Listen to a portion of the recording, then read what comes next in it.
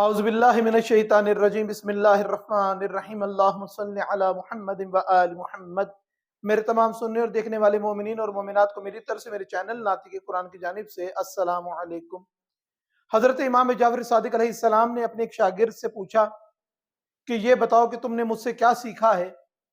تو اس شاگرد نے مولا سے عرض کی کہ مولا میں نے آپ سے 8 چیزیں سیکھی ہیں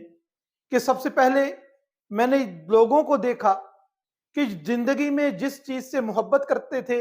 جس چیز سے پیار کرتے تھے، جس چیز کو اپنے ساتھ زیادہ عزیز رکھتے تھے، جیسے ہی موت آتی ہے تو یہ چیز ان سے جدا ہو جاتی ہے، یہ چیز ان سے علیحدہ ہو جاتی ہے۔ تو میں نے قرآن کریم فرقان حمید میں ایک آیت مجیدہ کو دیکھا جس میں ارشاد رب العزت ہو رہا تھا کہ جب انسان دنیا سے جاتا ہے تو نیک اعمال اس کے ساتھ رہتے ہیں، اس کا ساتھ دیتے ہیں۔ تو مولا میں نے نیک اعمال کو اس دن سے اپنے ساتھ رکھنے کی نیت کر لی، اور جہاں پر بھی مجھے نیک عمل کرنے کا موقع ملے میں اس کو کبھی ضائع نہیں کرتا، کہ وہ چیز جو مرنے کے بعد بھی میرے ساتھ رہنی ہے میں نے اس کو اپنا شعار بنا لیا۔ حضرت امام صادق علیہ السلام فرماتے ہیں بہت خوب، بہترین۔ کہنے لگا وہ طالب علم کہ مولا دوسری چیز میں نے یہ دیکھا ہے کہ لوگ اپنے حسب پہ فخر کرتے ہیں، اپنے نسب پہ فخر کرتے ہیں، اپنی دولت پہ فخر کرتے ہیں، اپنے کرسی پہ فخر کرتے ہیں، اپنے مقام پہ فخر کرتے ہیں، لیکن جب میں نے قرآن کریم کی تلاوت کی، قرآن کریم پہ نظر کی تو ایک آیت مجیدہ میں ارشاد رب العزت ہو رہا تھا کہ بہترین وہ ہے کہ جو شخص با تقوی بھی ہوگا اور پرہیزگار بھی ہوگا۔ تو جب میں نے یہ آیت دیکھی کہ خدا اس پہ فخر کرنے کا حکم دیتا ہے، خدا کو بہترین وہ لگتا ہے، تو میں نے بھی اپنے لیے باعث فخر جو ہے وہ متقی ہونے کو باعث فخر سمجھ لیا۔ مولا نے فرمایا بہت خوب۔ اس کے بعد پھر وہ طالب علم عرض کرتا ہے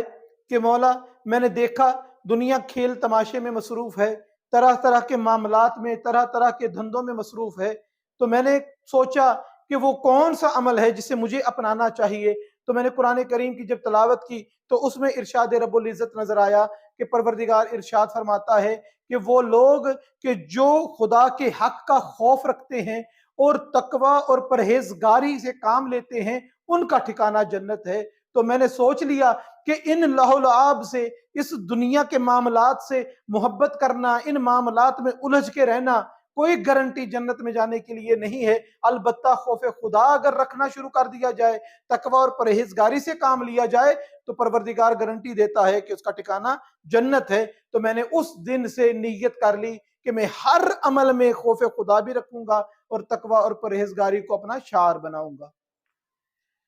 اس کے بعد وہ طالب علم عرض کرتا ہے کہ مولا میں نے دنیا والوں کو دیکھا کہ یہ لوگ جو قیمتی چیز اکٹھی کرتے تھے، جو چیز ان کے پاس آتی تھی اس کو حفاظت سے رکھنے کی کوشش کرتے تھے، سنبھالنے کی کوشش کرتے تھے اور کوشش کرتے رہتے تھے کہ یہ چیز میری ضائع نہ ہو، مگر آخر میں اینڈ سب کا یہی ہوتا تھا کہ ان کا وہ اکٹھا کیا ہوا ختم ہو جاتا تھا یا وہ خود ختم ہو جاتے تھے۔ تو میں نے یہ سوچا کہ میں اپنی چیز کو اس طریقے سے اکٹھا کروں کہ وہ ضائع نہ ہو۔ میں نے قرآن کریم میں آیت مجیدہ کی نظر کی تو مجھے ارشاد رب العزت نظر آیا کہ خدا کو قرضہ دو، خدا کو جو قرض دے گا خدا اس میں اضافہ کر دے گا اور اس کو تمہارے لیے بہترین اجر قرار دے گا۔ تو میں نے سوچ لیا کہ جو چیز میں سنبھالنا چاہتا ہوں اس کی عاقبت، اس کی عافیت اسی میں ہے کہ میں خدا کے حوالے کر دوں، اور جب میں نے اس کو خدا کے حوالے کر دیا تو پھر مجھے تسلی ہے کہ جب میں بارگاہ رب العزت میں جاؤں گا تو مجھے وہاں پر وہ انعام ملے گا۔ یہاں پر ایک شخص کا واقعہ جو حضرت جناب سرور کائنات حضرت محمد مصطفیٰ صلی اللہ علیہ وسلم کی بارگاہ میں آیا تو کہنے لگا مولا مجھے موت سے ڈر لگتا ہے، میں مرنا نہیں چاہتا، تو مجھے اس کا کوئی حل بتائیں۔ جناب سرور کائنات ارشاد فرماتے ہیں کہ راہ خدا میں خرچ کرنا شروع کر دے، کسی بھی نیکی کو ضائع نہ کر، اور جتنا خرچ کر سکتا ہے پروردگار نے تجھے عطا کیا ہے تو خرچ کر۔ اس نے دل کھول کے خرچ کرنا شروع کر دیا اور ایک وقت ایسا آیا کہ جب وہ دوبارہ بارگاہ رسالت مآب صلی اللہ علیہ وسلم میں آیا تو کہنے لگ، جب سرور کائنات نے ارشاد فرمایا کہ بتا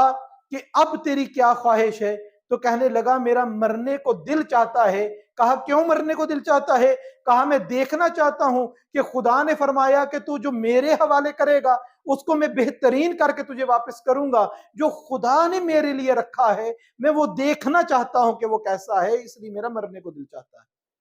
مولا امام صادق علیہ السلام نے فرمایا بہترین، بہت خوب، تیرا یہ عمل بھی بہترین ہے۔ تو اس کے آگے وہ شخص کہتا ہے کہ میں نے دیکھا کہ یہاں پہ لوگ ایک دوسرے سے حسد کرتے ہیں، کسی کی دولت کو دیکھ کے حسد کرتے ہیں، کسی کے مکان کو دیکھ کے حسد کرتے ہیں، کسی کے کاروبار کو دیکھ کے حسد کرتے ہیں۔ تو میں نے جب قرآن کھول کے تلاوت کی تو اس میں ارشاد رب العزت ہوا کہ میں نے روزی کو، معاشیت کو تقسیم کر دیا ہے، میں نے روزی تقسیم کر دی ہے۔ تو میں نے سوچا کہ جب خدا نے رزق تقسیم کر دیا ہے تو پھر میں حسد کیسے کر سکتا ہوں؟ میری حسد اسی دن سے ختم ہو گئی جس دن سے میں نے یہ آیت مجیدہ کی تلاوت کی۔ مولا امام صادق علیہ السلام فرماتے ہیں بہت خوب، تم نے بہترین عمل سیکھا ہے۔ پھر وہ طالب علم مولا سے عرض کرتا ہے کہ مولا میں نے مزید یہ سیکھا آپ سے کہ جب دنیا میں نے دیکھا کہ لوگ لوگوں سے دشمنی کرتے ہیں، کسی کو جان سے مار دیتے ہیں، کسی کا مالی نقصان کرتے ہیں، طرح طرح سے اذیتیں دینے کی کوشش کرتے ہیں، تو میں نے یہ دیکھا کہ لوگ کس طریقے سے، کس روش پہ چل رہے ہیں۔ پھر جب قرآن کریم پہ میری نظر پڑی تو پروردگار کا ارشاد مجھے نظر آیا کہ قرآن کریم میں ارشاد باری تعالیٰ نظر آیا کہ شیطان تمہارا دشمن ہے اور تم بھی اس کو دشمن رکھو۔ اگر خدا نے قرآن میں کسی سے دشمنی کرنے کا حکم دیا ہے تو وہ شیطان ہے۔ اگر کوئی کسی سے کبھی پوچھے، کبھی کسی مومن سے کوئی پوچھے کہ خدا نے کبھی کسی سے دشمنی کا کہا ہے، حکم دیا ہے، کوئی فرمایا ہے، تو آپ بتا سکتے ہیں کہ ایک جگہ پر خدا نے دشمنی کا حکم دیا ہے کہ دشمنی رکھو، وہ مقام کون سا ہے؟ وہ مقام شیطان سے دشمنی رکھنے کا ہے۔ میں نے جب یہ دیکھا کہ میرا دشمن خدا نے شیطان کو قرار دیا ہے تو میں نے سب سے دشمنی چھوڑ دی، سب سے ناراضگیاں ختم کر دیں، سب سے تعلقات اپنے بہتر کر لیے، کیونکہ میرا دشمن کوئی انسان نہیں ہے، خدا نے بتایا ہے تیرا دشمن شیطان ہے، اسی کو شیطان رکھا۔ مولا امام صادق علیہ السلام نے فرمایا احسن، تم نے بہترین عمل کو سیکھا ہے۔ پھر وہ طالب علم عرض کرتا ہے مولا آپ سے میں نے جو اگلی بات سیکھی وہ یہ سیکھا کہ لوگ روزی کے پیچھے بھاگتے ہیں،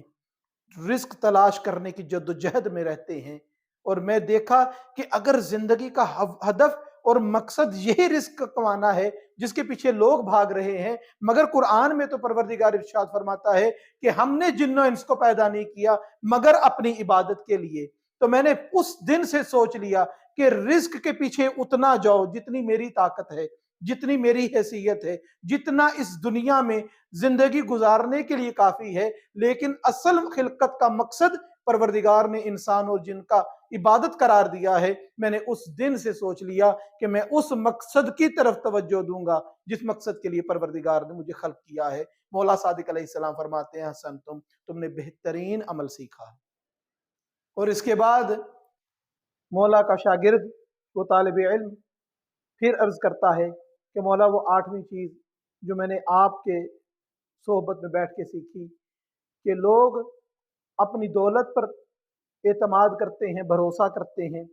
اپنے عہدے پر بھروسہ کرتے ہیں، اپنے جیسے انسانوں پہ اعتماد اور بھروسہ کرتے ہیں۔ میں نے دیکھا کہ انسان طرح طرح کی مادی چیزوں پہ بھروسہ کرتا ہے، مگر جب میری قرآن پہ نظر پڑی تو اس میں ارشاد باری تعالیٰ نظر آیا کہ خدا ارشاد فرماتا ہے کہ جس نے مجھ پر توکل کیا میں اس کے لیے کافی ہوں،